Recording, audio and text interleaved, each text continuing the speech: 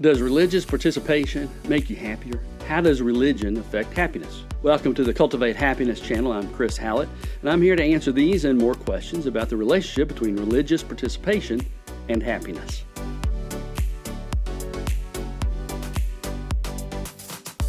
First of all, I have to confess, I used the religion versus relationship trope years ago in a series of sermons at Christ Church United Methodist in Lexington, Kentucky. I was wrong to use these words in that way.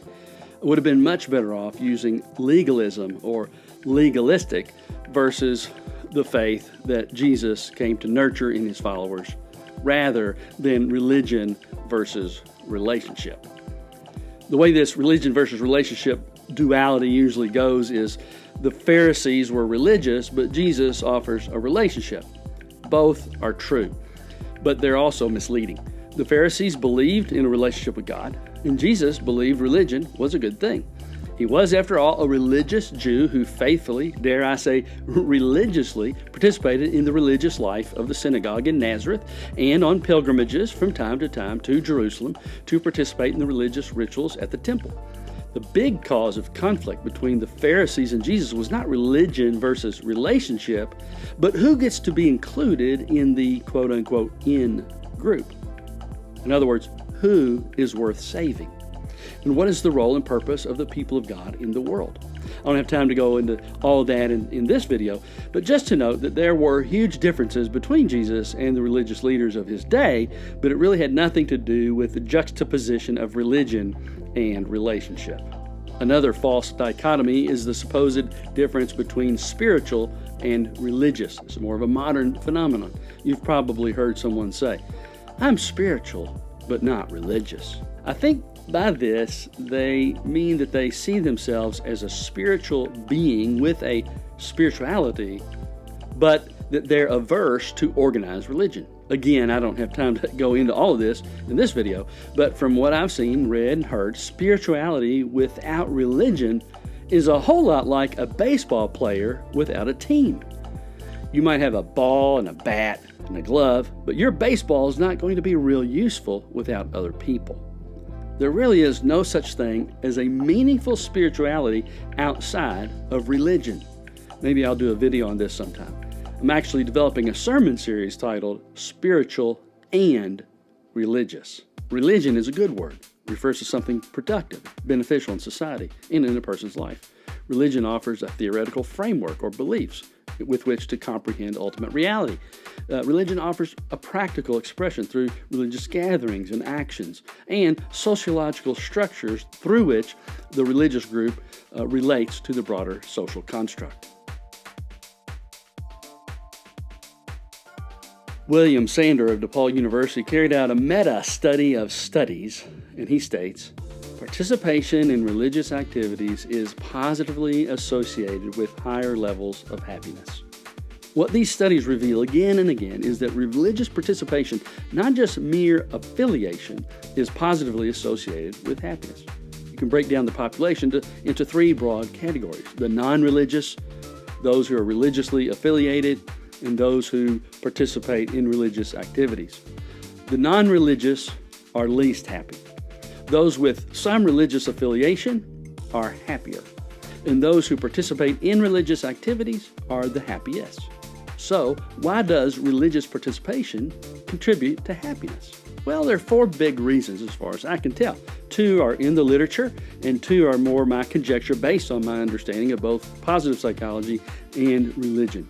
The four big reasons why religious participation contributes to your increased happiness are, the first one, meaning and purpose in life. If you think your life has meaning, if you believe your life serves a higher purpose, then you're much more likely to be happy. If, on the other hand, life for you has no meaning outside of the propagation of DNA, then happiness will prove elusive. If all life is only a random conglomeration of molecules, then there's no higher purpose or meaning to your life, or anyone else's for that sake. Religion offers a framework for understanding the meaning and purpose of your life, which leads to a deeper sense of happiness. Number two, relational connection. One of the primary causes of happiness is investing in a network of healthy, positive, life-giving relationships. People who participate in religious activities have a built-in network for meaningful relationships, so they automatically have a leg up on non-religious or merely religiously affiliated people. Number 3, a moral framework for virtues.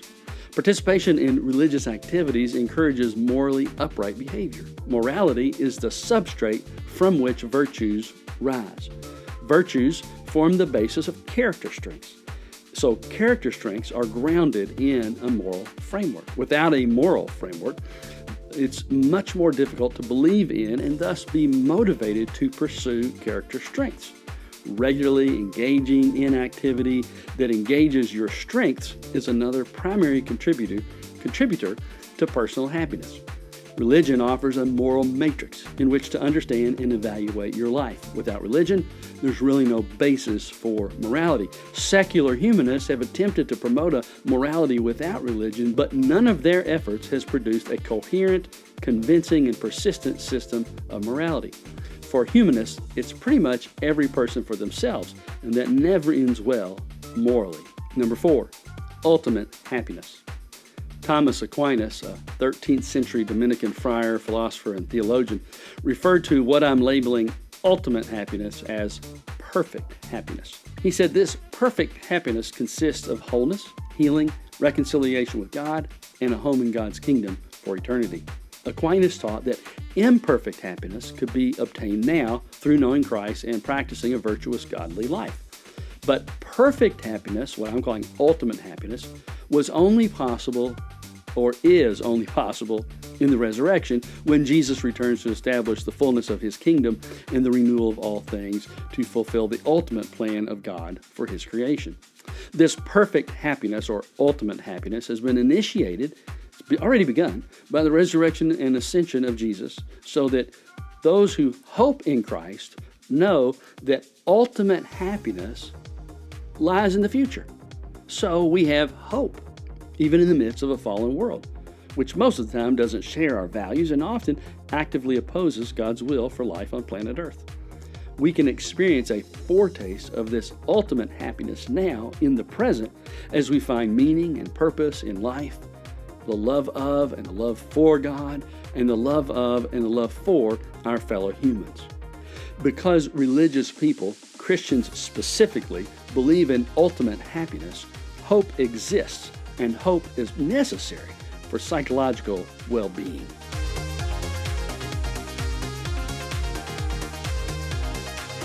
If you like this video, hit the like button. If you have any questions or comments, share those in the comments section below. Love to hear from you. Be sure and subscribe to the Cultivate Happiness channel so you don't miss out on any new information to help you cultivate happiness in your life and in the lives of others. I hope you have a happy day.